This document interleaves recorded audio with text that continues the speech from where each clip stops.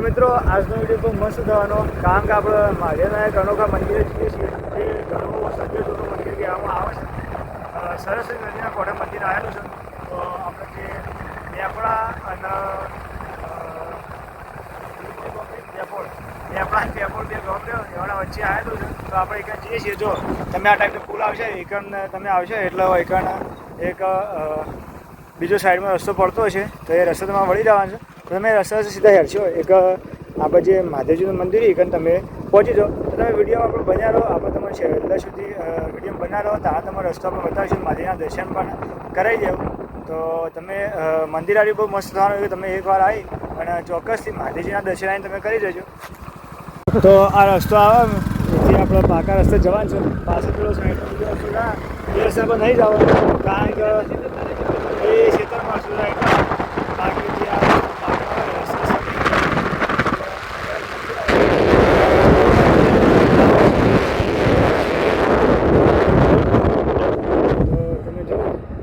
મંદિર એરિયા પછી કીધું આવી ગયું છે. આ રહ્યું મંદિર, અને મંદિરથી તમે આગળ હેરશો એટલે એ રસ્તા ઉપર એટલે તમારો એક આપણે મહાદેવ જવાનો રસ્તો સીધો જ છે. તો તમે મહાદેવ પહોંચી જાઓ. આ રીતે એક માતાજીનું મંદિર છે, બહુ જૂનું મંદિર આપણ છે. તો તમે માતાજીના દર્શન કરવા છો એટલે વૈકણ આવી અને એક ફરે તમે પણ માતાજીના દર્શન કરી લેજો. અને વૈકણ રસ્તો કંઈક આ ટાઈપનો છે. અને અમે રસ્તા જઈએ છીએ અને માતાજીના દર્શન તમે કરાવીએ છીએ. એટલે તમે વિડીયોમાં છેલ્લે સુધી બન્યા રહેજો. અને તમે શેર થોડા આગળ આવશો એકમ બીજું એક નાનું મંદિર પણ જોવા મળશે. તો આરી જો તો અહીંથી તમારે આગળ હેડવાનું છે. અને એકણ રસ્તાનું કામકાજ ચાલુ છે. એટલે મિત્રો આપણે બાઇક મેળ દીધું અને કારણ કે રસ્તો થોડો પથરાળો હતો એટલે અને અહીંથી હેડતા જઈએ છીએ મહાદેવજીના દર્શન કરવા માટે. તો એકણ છો હમું મહાદેવજીનું મંદિર અને આપણે તમારે મહાદેવજીના દર્શન કરવાના છે. તો તમે બનાસકાંઠામાં જેટલો મહાદેવનું મંદિર છે એટલો બધો અમે તમને બતાવશું. તમે અમારા વિડીયો જોતા રહેજો ખાલી. હા, મહાદેવનો તો મહાદેવનો પણ જેટલો મંદિર છે એટલો બધો બતાવશું. અને હર વખતની જેમ આપણને હનુમાનજીનું દર્શન થઈ જશે જો વિડીયોની અંદર. અને હરે મંદિર બહુ જૂનું હોય એવું લાગે છે, કારણ કે એકદમ જંગલ વિસ્તારમાં હરે મંદિર આવેલું હોય જો. અને આ ખાસ વાત છે કે ભાઈ વૈકણ આવવા માટે રસ્તો વૈકણ બનવા જઈ રહ્યો. તો આપણે અહીંથી જઈએ છીએ મહાદેવજીના મંદિર તરફ. અને જો આપણે આવી ગયા છીએ. જો આ લોકેશન બહુ મસ્ત થવાનું, કારણ કે આ મંદિર લગભગ ખાસું જૂનું, હજારો વર્ષ જૂનું છે મંદિર. તમે એના લોકેશન ઉપરથી અંદાજો લગાવી શકો છો. અને જો એકણ આ બધી સમાધિઓ લીધેલી છે તો એમનું મંદિર પણ છે. અને જો આર્ય મંદિર, અને આર્ય મંદિર આપણે પાતાળેશ્વર મહાદેવ તરીકે ઓળખાય છે, કારણ કે ભોયરાની અંદર મંદિર છે. આપણે અંદર ઉતરવાનું છે, તમે જોઈ શકો છો. આ મંદિર મોય છે એટલે પાતાળેશ્વર મહાદેવ તરીકે મંદિર ઓળખાય છે. તો આપણે અહીંથી મહાદેવજીના મંદિરમાં જઈએ અને તમે મહાદેવજીના દર્શન કરાવી દઈએ. અહીંથી તમે થોડા આગળ હશો એટલે આગળ તમારે સરસ્વતી નદી પણ જોવા મળી જાઓ.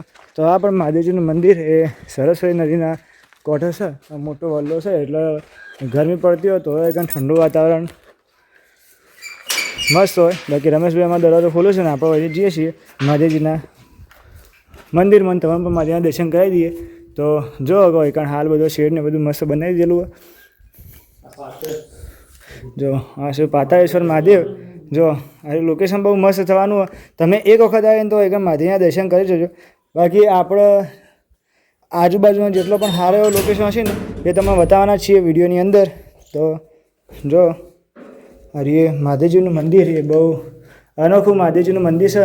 આપણે વૈકણ નંદીજીના દર્શન કરીને પછી આગળ વધીએ છીએ. તો તમે પણ દર્શન કરી લો, અમે કરી લઈએ.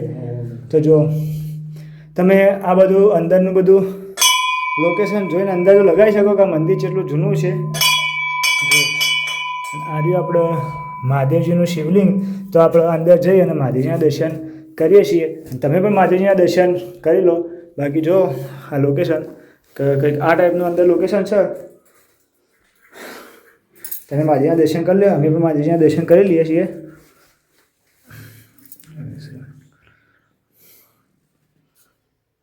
મહાદેવના દર્શન કરી લીધા આપણે અને એકણ આપણે શક્તિ એટલે પાર્વતી માનું પણ મૂર્તિ છે. અને જો આ શંખ એ બહુ જૂનો શંખ છે, તમે જોઈ શકો છો. અરે બહુ જૂનો શંખ છે. આ ચમત્કાર પણ કહી શકાય મહાદેવજીનું. અને એકણ પોણી પણ આવે એટલે મહાદેવજી આપણે પોણી ચડાવવું હોય તો તમે અહીંથી લઈને ચડાવી શકો છો. અમે મહાદેવજી પર પોણી ચડાવી દઈએ છીએ, બરાબર. તો મિત્રો અમે તો મહાદેવજીના દર્શન કરી લીધા, પણ તમારે જો મહાદેવજીના દર્શન કરવા હોય તો તમે વિડીયોના માધ્યમથી પણ કરી શકો છો. અને તમારે રૂબરૂ દર્શન કરવા હોય તો તમે એકણ પણ મહાદેવના દર્શન કરી શકો છો. બાકી જો અરે આ એ પગલાં નિશાન પણ છે, આ પણ બહુ જૂનું એવું લાગે. એની કલાકૃતિ ઉપર તે અંદાજ લગાવી શકો છો. બાકી જો આની બનાવટ એ બહુ જૂની છે. બાકી આ ટાઈપનું લોકેશન છે આપણો પાતાળેશ્વર મહાદેવ, જે મેપડા અને પેપોળ બે ગામના વચ્ચે આવેલું છે. તમે કોઈ બી ના આવીને પૂછશો તો તમારો એકનો રસ્તો વધારી દે. બાકી મારા યુટ્યુબના વિડીયોમાં તમે જોશો ને તો તમે ક્લિયરલી એકનો રસ્તો ખબર પડી જ જાય. બાકી જો આ બાજુ મોટો વલ્લો પણ છે અને તમે જો આખું મંદિર અંદર છે, જેથી પાતાળેશ્વર મહાદેવ તરીકે ઓળખવામાં આવે છે. અને આ ઉપર બધા સ્લોગન લખેલા છે. બાકી જો આ બહુ મસ્ત લોકેશન છે. અને એકન જે આ સમાધિનો લીધેલો જે મંદિર છે ને એ પણ થોડો ઘણો જમીનમાં અંદર જતો રહેશે. તો એના પર તમે અંદાજો લગાવી શકો કે મંદિર જેટલું જૂનું છે કે અરે બધા મંદિરે બહાર હશે એના પર આટલી બધી રેતી ચડી જાય છે.